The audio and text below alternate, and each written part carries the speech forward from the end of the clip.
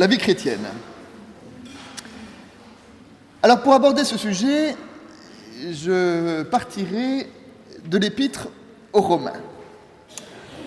L'Épître aux Romains est organisée de la façon suivante. Dans les premiers chapitres de l'Épître, l'apôtre Paul fonde la base de la foi chrétienne, qui est ce qu'on appelle un peu pompeusement la justification par la foi, et qui est ce que je vous ai dit à propos du caractère premier, inconditionnel de l'amour de Dieu. Le Christ nous a réconciliés pour nous faire paraître devant lui saints, sans défaut et sans reproche. Et ben voilà. Le fondement de la foi chrétienne, c'est ça. Devant Dieu, je suis saint, sans défaut et sans reproche, parce que Dieu ne me voit pas à partir de la vérité de mon humanité, mais Dieu me voit à travers les lunettes du Christ. L'amour du Christ, pour moi, précède les réponses que je peux y apporter.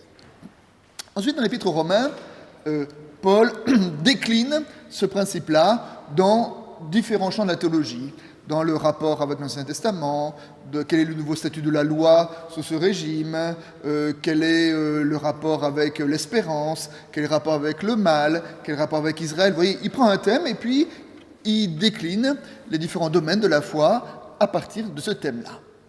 Et à partir du chapitre 12, il en vient aux conséquences pratiques. C'est-à-dire, il en vient à aborder les questions de la vie chrétienne.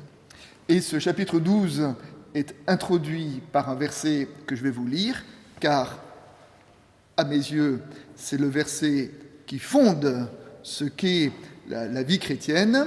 Et d'une certaine façon, la définition du chrétien peut être lue à partir de ce verset. Romains, chapitre 12, verset 2. « Ne vous conformez pas au monde présent, soyez transformés par le renouvellement de votre intelligence, afin de discerner la volonté de Dieu, ce qui est bon, agréable et parfait. » Eh bien, pour évoquer la vie chrétienne, je partirai des 3 affirmations de ce verset. Ne vous conformez pas, soyez transformés par le renouvellement de votre intelligence, discernez ce qui est bon, agréable et parfait.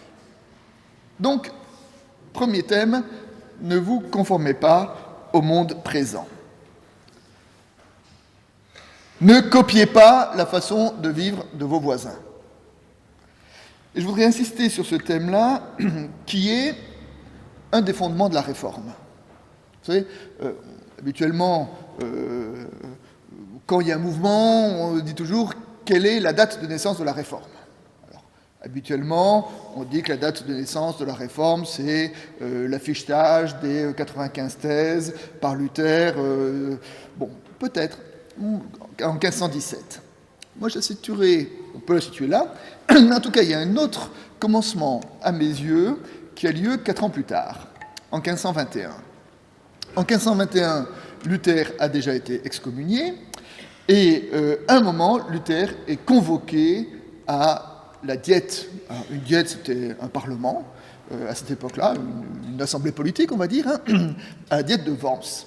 Et là, il est convoqué par l'empereur Charles Quint, donc l'empereur du Saint-Empire romain germanique, et l'empereur dit à Luther, avec toute l'autorité de l'État, de l'Empire, et toute l'autorité de l'Église, frère Martin, maintenant, ça suffit, tout va bien que tu mets un petit peu le désordre dans l'Empire, alors t'es gentil, tu rentres dans le rang et on n'en parle plus. Donc, cette assemblée politique, religieuse, ordonne à Luther de se taire et d'arrêter de divulguer ses idées subversives. L'histoire raconte que Luther demande 24 heures de réflexion et le lendemain, Luther refuse et il dit « Je ne puis ni ne veux me rétracter en rien, car il n'est ni sûr ni honnête d'agir contre sa propre conscience. » C'est-à-dire que Luther oppose sa conscience aux autorités politiques et religieuses de l'époque. Et il me semble que là, le jour où un sujet dit il vaut mieux obéir à sa conscience qu'à ce que me disent les politiques et l'Église, là, quelque part, le monde a basculé. Le monde est entré dans une nouvelle ère. Lorsque l'official de Trèves, de l'évêque de Trèves, qui était l'autorité religieuse, disait à Luther, « Frère Martin, la seule chose qui soit sans danger, c'est de te soumettre à l'autorité établie », et à cela, Luther oppose sa conscience. Ne vous conformez pas au monde présent, conformez-vous à votre conscience. L'importance de la conscience est tout à fait première, et que fait-on de sa conscience ? Je dirais que dans l'agir chrétien, il y a une place importante accordée à la conscience. Je vais évoquer un deuxième événement historique, quelques années plus tard. Donc, Luther refuse de se soumettre, ses idées commencent à se propager, et ces idées commencent même à gagner certains princes allemands qui, par conviction spirituelle, parfois aussi peut-être un peu par calcul politique, décident d'adhérer à la réforme de Luther.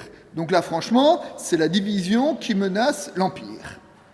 Quelques années plus tard, 1529, une autre diète est convoquée à Spire, et dans cette diète sont convoqués les princes allemands qui avaient adhéré à la réforme, et là, même discours, messieurs, en adhérant à la réforme, vous divisez l'Empire, ça ne va pas, nous vous demandons de rentrer dans la ligne majoritaire. Et là, les princes allemands vont émettre une protestation. Et c'est de cette protestation qu'on va les appeler protestants, en vous rappelant que protester, aujourd'hui, protester, on dit c'est râler. Hein. Non, c'est pas ça. Étymologiquement, protester, c'est tester pour, attester, c'est confesser presque. Hein. Et donc, ils ont émis une protestation. Et dans cette protestation, il y a cette phrase que je trouve absolument magnifique, qui dit « Pour les choses qui concernent la gloire de Dieu, le salut des hommes, des âmes et la félicité éternelle, chacun paraîtra devant Dieu et lui rendra compte pour sa propre personne, sans pouvoir alléguer pour excuse des décisions prises à la majorité des suffrages. » Hein ? Donc, chacun rendra compte pour sa personne. Et quand il rendra compte pour sa personne, il ne pourra pas dire « Oui, mais les autres, ils faisaient pareil. » Et dire « Les autres, je m'en fous. Toi, pourquoi fais-tu ce que tu fais ? Pourquoi agis-tu comme tu agis ? Pourquoi vis-tu comme tu vis ?» Donc, vous voyez, c'est de nouveau cette concentration totale sur la personne, sa responsabilité, sa conscience. Ne vous conformez pas au monde présent. Ne copiez pas la façon de vivre de vos voisins, mais agissez en fonction de votre conscience. Et donc j'aurais peut-être un peu envie de dire que, à la base de la démarche de foi, il y a ce qu'on peut appeler le courage d'être minoritaire, le courage de ne pas se conformer, le courage d'être différent. Une étymologie du mot hébreu, hébreu c'est ivri en hébreu, et ivri, étymologiquement, ça veut dire de l'autre côté, celui qui est de l'autre côté de la foule. Celui qui est capable de dire oui quand tout le monde dit non, qui est capable de dire non quand tout le monde dit oui. Et c'est le premier dans la Bible à avoir été appelé, reçu le titre d'hébreu, c'était Abraham. Et un sage a dit « Comment aurions-nous pu vivre si nous n'avions reçu d'Abraham le courage d'être minoritaire ?» C'est-à-dire le courage d'agir à partir d'une autre loi que la loi de la majorité. Ne vous conformez pas au monde présent. Là, est-ce que vous avez vu, je ne sais pas, le film pastiche de Jésus de Monty Python, là, La vie de Brian. Et à un moment, il y a un épisode qui est assez amusant où on voit Brian, celui qui représente Jésus, prêcher à la foule en disant « Vous êtes tous des sujets uniques !» Et toute la foule « Nous sommes tous des sujets uniques !» Tous en chœur. Et à ce moment-là, il y en a un qui dit « Non, pas moi !» Alors, tout dit, on le fait taire, vous voyez, celui-là. Eh bien, celui-là, c'est un hébreu. Celui qui est différent des autres, celui qui a le courage d'être minoritaire. Et il me semble que nous avons là un des fondements. Écoutez sa conscience. J'ai des enfants qui, maintenant c'est un peu des jeunes adultes, ils s'installent un peu dans la vie, mais ces dernières années, ils avaient l'habitude pas mal de beaucoup voyager, d'aller un peu loin, et alors, vous savez, les pères c'est toujours un peu ridicule, et quand il y a son enfant qui part, ils disent, bon allez, il faudrait quand même que je lui dise quelque chose, enfin je sais pas, il va à l'aventure, il faut... Et alors, à un moment, je me suis dit, qu'est-ce que je peux dire à mon fils ou à ma fille quand elle part en voyage? Et bien, finalement, je leur ai dit, ne fais rien contre ta conscience. Je dis, moi, dans ma vie, il m'est arrivé de faire des bêtises, mais quand j'ai fait des bêtises, quand je les faisais, je savais que je le faisais. Ou si je ne le savais pas, je ne peux pas me le reprocher. Mais en revanche, les bêtises que je me reproche, c'est celles où je me suis laissé entraîner par d'autres, et quand je le faisais, je savais que ce n'était pas très bien. Mais je me laissais entraîner. Ne jamais se laisser entraîner et ne jamais agir contre sa conscience. Et il me semble que là, il y a un fondement de la pratique chrétienne. Et en tout cas, c'est ce que nous dit Paul, ne vous conformez pas au monde présent. Et puis, voilà. Et si tu peux essayer un peu d'éclairer ta conscience par l'évangile, c'est mieux, mais au fond de toi, agis à partir de ce que tu penses et non pas à partir de la majorité. Ne vous conformez pas au monde présent, mais soyez transformés par le renouvellement de l'intelligence. Soyez intelligents, mais d'une intelligence renouvelée. Alors qu'est-ce que c'est le renouvellement de l'intelligence? La confession de foi d'Israël, que Jésus a repris pour dire le premier grand commandement, tu aimeras le Seigneur ton Dieu de tout ton cœur, de toute ton âme, de toute ton intelligence, de toute ta force. Tu aimeras le Seigneur ton Dieu de toute ton intelligence. Qu'est-ce que ça veut dire? Ça veut dire mettre son intelligence au service de sa foi. Nous savons qu'il existe plusieurs formes d'intelligence. Il y a l'intelligence de la logique, des mathématiques, il y a l'intelligence des relations humaines, il y a l'intelligence de la musique, il y a l'intelligence des langues étrangères. Voilà, on sait que tout le monde n'a pas la même intelligence, qu'il y a différentes formes d'intelligence. Et bien, à ces différentes formes d'intelligence, l'Écriture nous invite à ajouter l'intelligence de Dieu. Qu'est-ce que c'est l'intelligence de Dieu? C'est essayer de voir le monde comme Dieu le voit, et essayer de comprendre le monde comme Dieu le comprend, de porter sur son prochain le regard que Dieu porte sur son prochain. Et cette intelligence de Dieu, comme toutes les intelligences d'ailleurs, cette intelligence, il y en a certains qui l'ont plus que d'autres, mais ça se cultive. Cultive donc Paul nous invite à cultiver en nous l'intelligence de Dieu. Et qu'est-ce qui fait qu'on est intelligent ou pas? Bien souvent, c'est à force de travail, c'est à force d'exercice. En ce qui me concerne, j'y vois un des enjeux de la spiritualité. Un des enjeux de la spiritualité, c'est quoi? Qu'est-ce qui fait que je pense comme je pense? Qu'est-ce qui fait que je vois comme je vois? Je ne sais pas, ça ne m'appartient. Enfin, je ne maîtrise pas toujours la façon dont je pense, ni la façon dont je vois. En revanche, je suis invité à exercer mon intelligence et à exercer mon regard pour essayer justement d'avoir ce regard et cette intelligence de l'Évangile. Et c'est, je le disais tout à l'heure, tout l'enjeu de la spiritualité, tout l'enjeu de la pratique cultuelle. Je veux dire, pourquoi est-ce qu'on va au temple dimanche? Je veux dire, on va au temple dimanche pour essayer de nourrir notre intelligence spirituelle.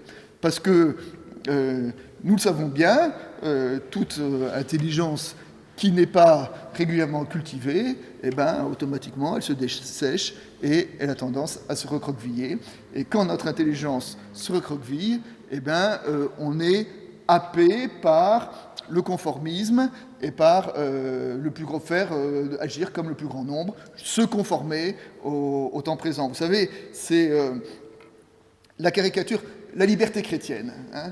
Aujourd'hui, souvent, regardez combien le concept de liberté, ou la compréhension de liberté, est dévoyée. La plupart du temps, aujourd'hui, quelles sont les revendications de liberté que nous entendons? nous entendons des gens qui revendiquent très fortement la liberté de faire exactement comme leurs voisins. D'écouter la même musique que leurs voisins, de s'habiller de la même façon que leurs voisins, d'avoir les mêmes loisirs de leurs voisins et les mêmes hobbies. Mais je revendique la liberté d'être pareil aux autres. On voit bien qu'il y a quelque chose qui ne va pas là, c'est un peu un dévoiement de la liberté. Alors, la musique qu'on écoute, les loisirs, la façon de s'habiller ou les hobbies changent selon les milieux qu'on fréquente, mais c'est ce qui... la revendication, c'est la revendication de la conformité. Eh bien, contre cela, ne vous conformez pas. Contre cela, ayez une intelligence différente. Et cette intelligence différente, elle ne vous est pas donnée naturellement, mais elle doit se cultiver. Et donc, il y a cette exhortation très forte de la part de Paul d'être transformé, d'avoir une intelligence différente. Ne vous conformez pas, renouvelez votre intelligence. Pourquoi ?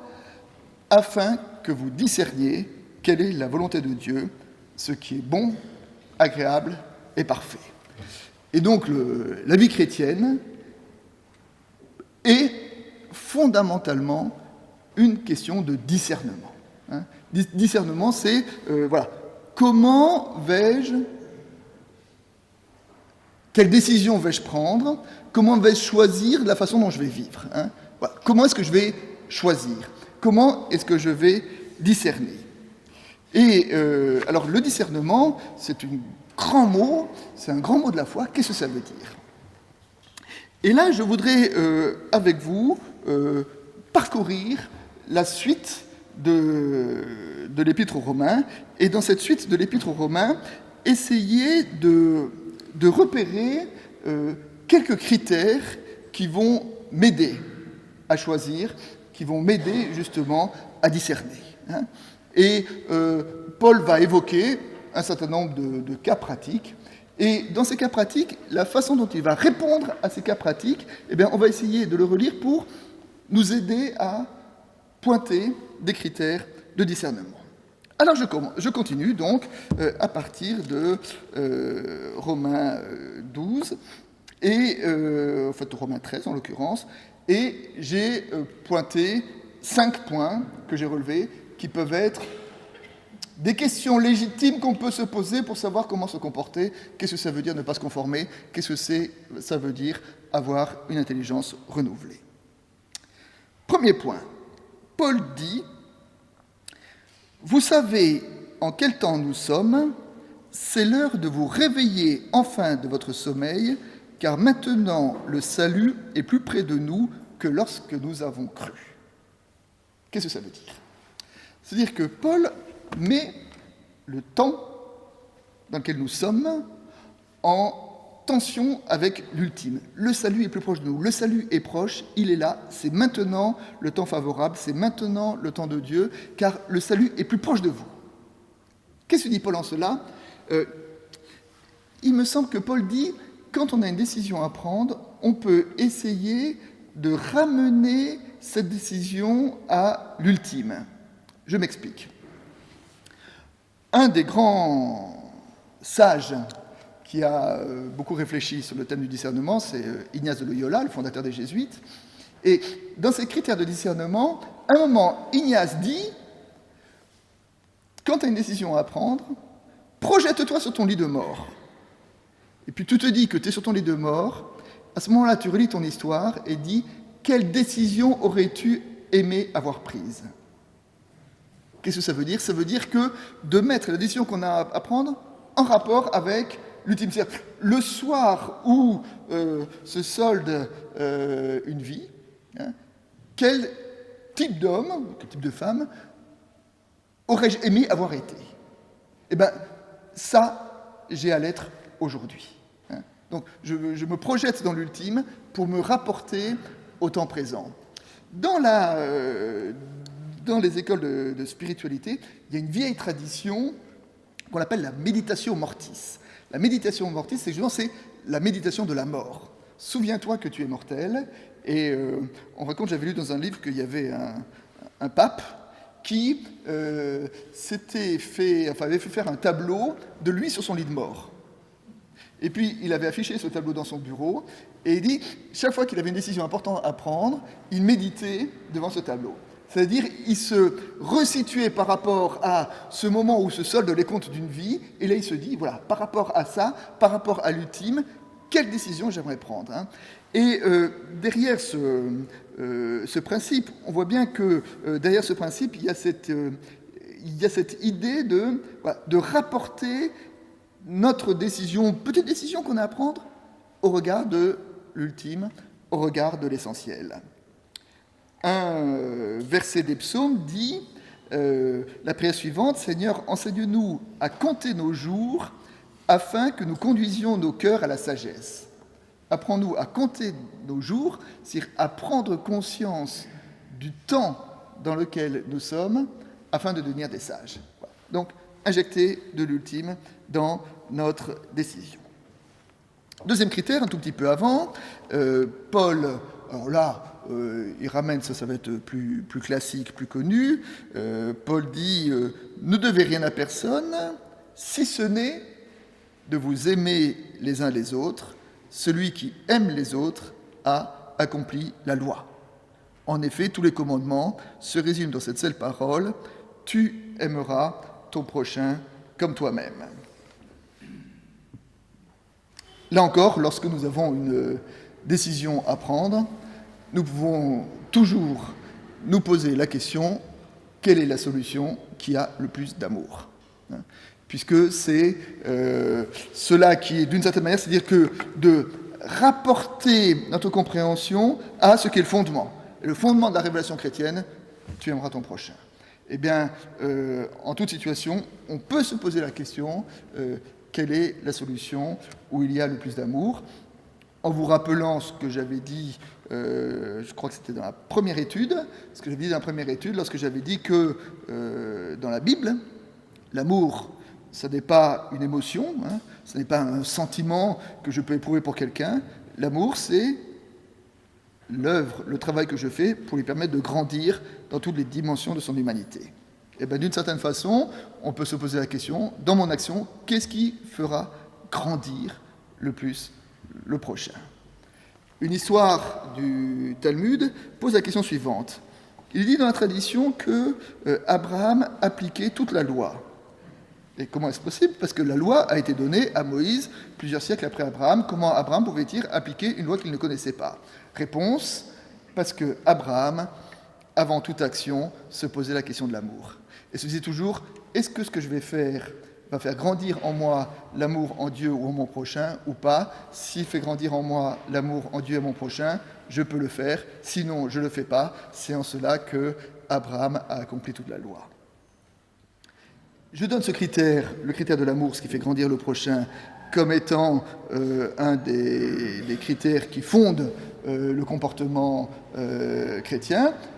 Je vous ferai remarquer que c'est exactement le critère qui se situe au centre de la plus grande, selon la tradition, acte de sagesse qu'on trouve dans les Écritures.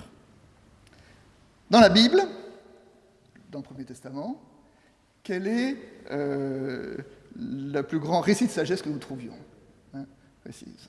Bon, vous allez chacun faire des hypothèses, je ne fais pas durer le suspense. Habituellement, c'est le jugement de Salomon. Et le jugement de Salomon, vous connaissez l'histoire, hein ? Deux prostituées se disputent le même enfant, vont voir Salomon. Et il dit, c'est le mien, et une femme dit, c'est le mien, et l'autre dit, non, c'est le mien, et comment faire ? Comment choisir, hein ? Comment choisir ? Alors, Salomon écoute. La tradition, la tradition dit, le premier mérite de Salomon, c'est que lui qui était roi, qui avait à gérer toutes les affaires du royaume, il a pris le temps d'écouter deux prostituées, et même de reformuler, et après, il a redit, bon, si j'ai bien compris, voilà la situation. Oui, on dit les femmes. La situation, qu'on prenne une épée, qu'on coupe l'enfant en deux. Une femme dit d'accord, une femme dit non. Salomon dit, c'est celle à la mère. Pourquoi ? Parce que c'est celle qui aime le plus. Parce que c'est celle qui aime le plus. Parce que c'est celle qui est prête qui veut qu'il y ait plus de vie, même au détriment de sa propre personne. Elle est prête à abandonner l'enfant plutôt que l'enfant vive. Voilà la mère. celle qui aime le plus.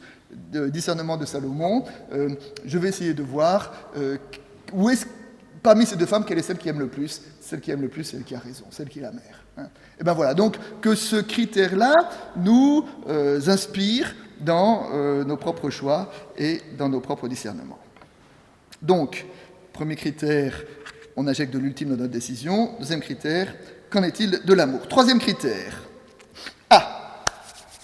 Troisième critère, j'ai dit dans la séance précédente que le problème fondamental qui s'est posé à la première Église était le problème de la cohabitation des Juifs et des Grecs. Hein.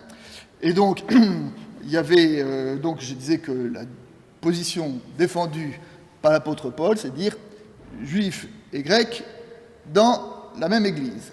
Mais à faire cela, il se posait un problème. C'était le problème des repas paroissiaux. Hein. Et très concrètement, et même pour dire les choses très trivialement, dans les repas paroissiaux, on mange du cochon ou on ne mange pas de cochon? Hein? Voilà, alors ce n'est pas les cochons, c'est la viande sacrifiée aux idoles, mais c'est bien la même chose. Hein. C'est-à-dire, et alors, est-ce qu'on a le droit de manger des cochons ou pas dans les repas paroissiaux quand il y a des Juifs et des Grecs? Vraie question pratique, théologie pratique.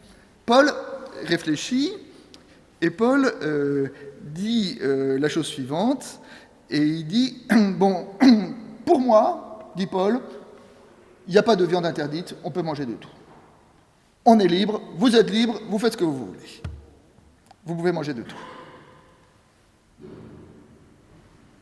Seulement, si jamais votre liberté risque de scandaliser un petit parmi vos frères, alors vous vous abstiendrez.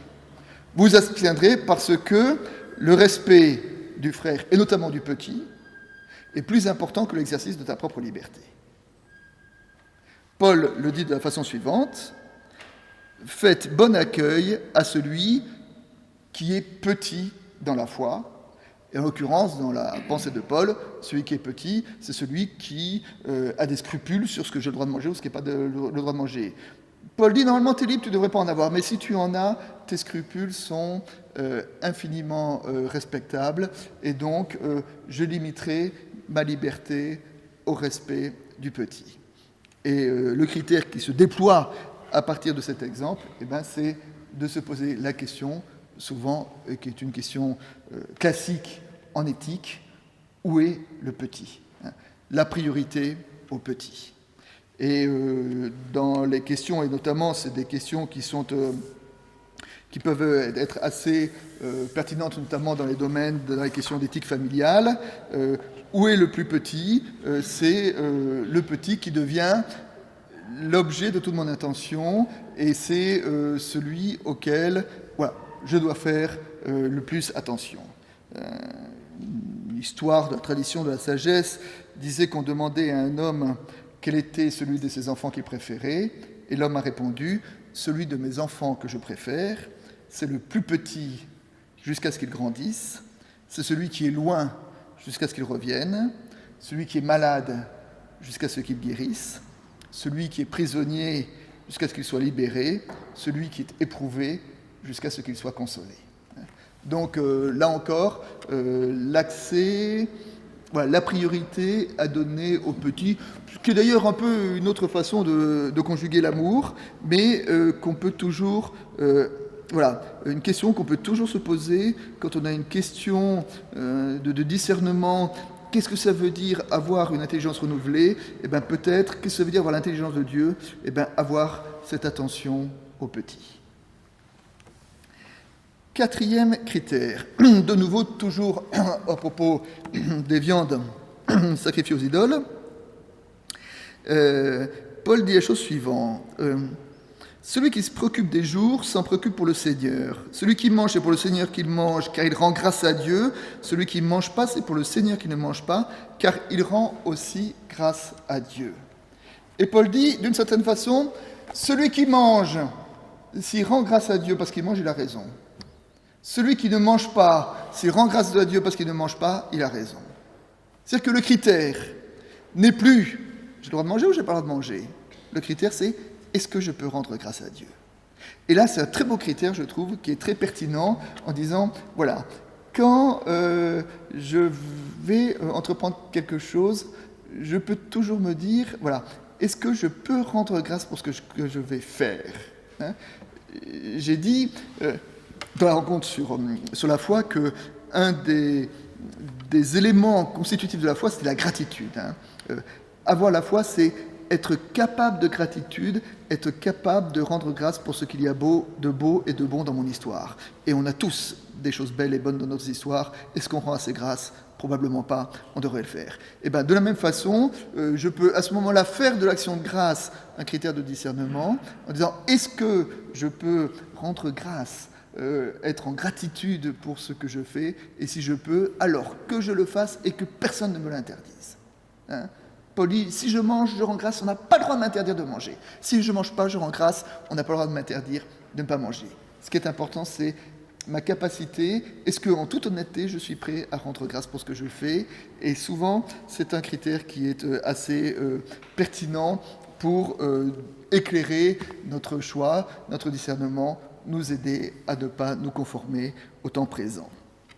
Enfin, cinquième et dernier point, l'apôtre Paul dit « Le royaume de Dieu, ce n'est pas le manger ni le boire, mais la justice, la paix et la joie par le Saint-Esprit. » La joie.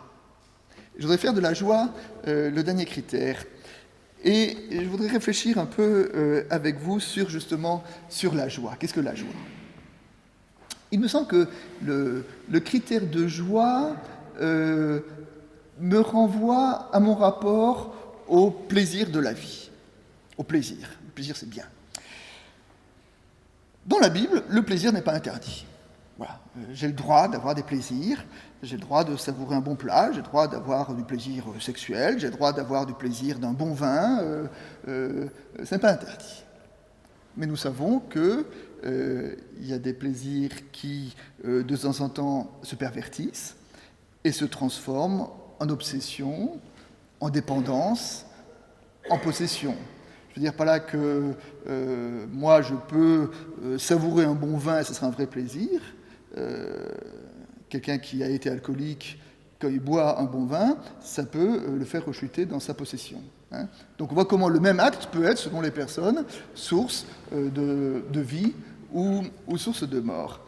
Et donc, à ce moment-là, la question à se faire, c'est dans notre rapport aux bonnes choses de la vie, au plaisir, c'est d'essayer d'analyser, et il me semble que lorsque nous analysons, nous pouvons justement évoquer ce sens de la joie. Qu'est-ce qui, en moi, met une joie qui dure, qui me remplit, ou qu'est-ce qui est un plaisir et qui est une joie qui est un peu éphémère, comme ça, là, et qui passe. J'ai parlé tout à l'heure d'Ignace de Loyola. À un moment, il racontait le commencement de sa recherche sur le discernement comme ça. L'histoire est la suivante. Il a été blessé dans une bataille, il était soldat, il était blessé, donc il était en convalescence. En convalescence, je crois qu'il avait eu le genou fracassé par un boulet de canon, donc il s'ennuyait beaucoup. Et pour passer le temps, il aimait bien lire deux genres de livres. Il aimait bien lire des livres des épopées des chevaliers et des livres de la vie des grands saints. Et il disait, ces deux livres me procuraient du plaisir, mais quand je lisais un livre d'une épopée de chevaliers, le plaisir était fugace, était éphémère, et puis après, je ne me sentais pas très bien.